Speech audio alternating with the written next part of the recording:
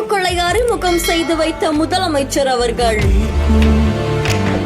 இந்த QR code மக்களுக்கு நிச்சயம் உதவியா இருக்கும்னு தெரிவித்த காவல் ஆணையர் அருண் அவர்கள். ஆட்டோக்குள்ள உட்கார்ந்து எல்லாமே சரியா இருக்கான்னு சோதனை செய்த முதலமைச்சர் அவர்கள்.